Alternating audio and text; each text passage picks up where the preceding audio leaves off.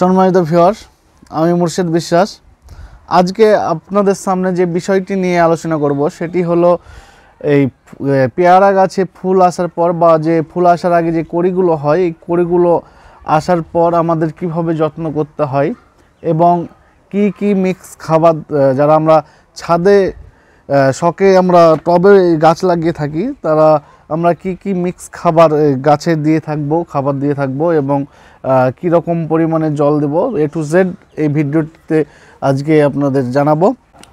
পেয়ারা গাছে ফুল বা কড়ি আসার পরে আমাদের যেটি সবথেকে বেশি গুরুত্বপূর্ণভাবে আমাদেরকে খেয়াল রাখতে হবে, পেয়ারা গাছে যাতে আমাদের যে আমরা জল দিয়ে থাকি সেই জলটি কম বা বেশি হয়ে গেলে কিন্তু যে কোনো মুহূর্তে ফুলের ক্ষতি হতে পারে। যেরকম পেয়ারা গাছে ফুল বা কড়ি আসার পরে আমরা যদি ঠিকঠাক জল না দিয়ে থাকি পেয়ারা গাছে, তাহলে কিন্তু সে ফুলগুলো ঝরে যায়।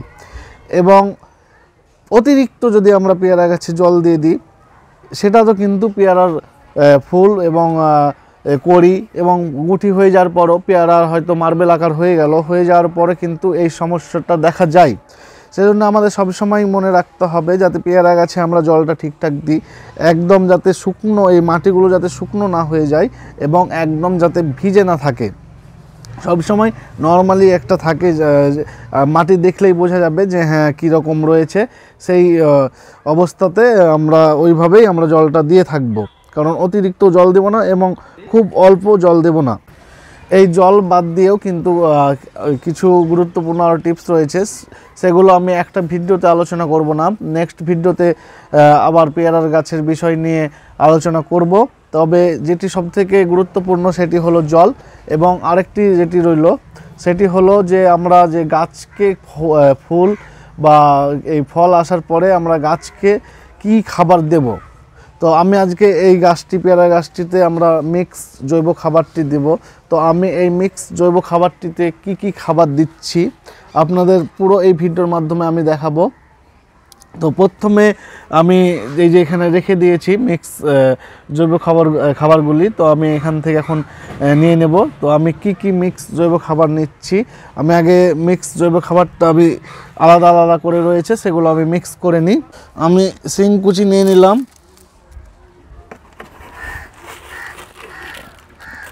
জিঙ্ক নিয়ে নিলাম এবং রক্তসার যেটা পটাশ হালকা দিলাম,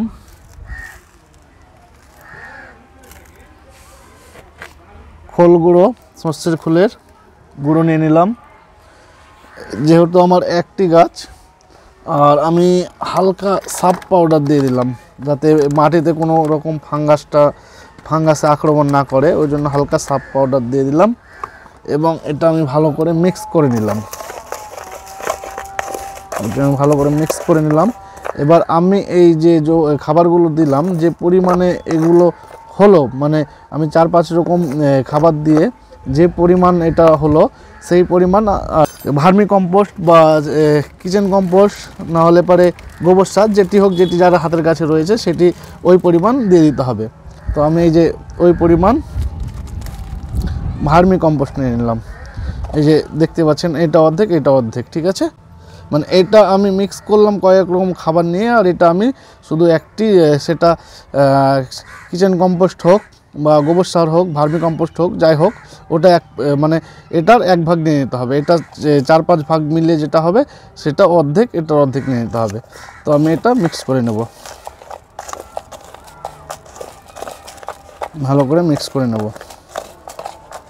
আমার মিক্স ফার্টিলাইজারটি রেডি হয়ে গেছে। এবার আমি এই গাছের চারিদিকের মাটিগুলো আমি কিন্তু এক জায়গায় করে নেব।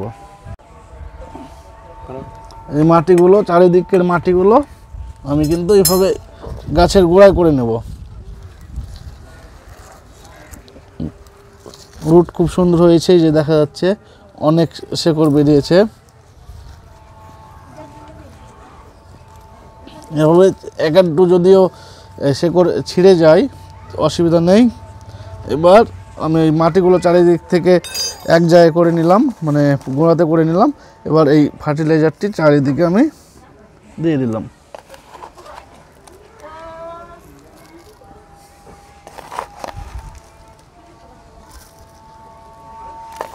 এভাবে চারি সাইডে দিয়ে দিলাম। এবার আমি যে মাটিটা ওপরে রেখেছিলাম আবার সেই সমান করে দিলাম।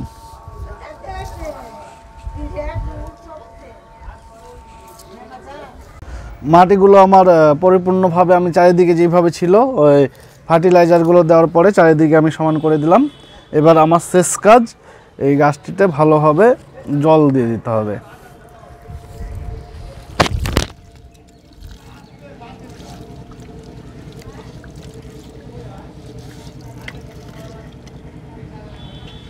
এইভাবে আপনি আপনার গাছেরও যত্ন নেবেন।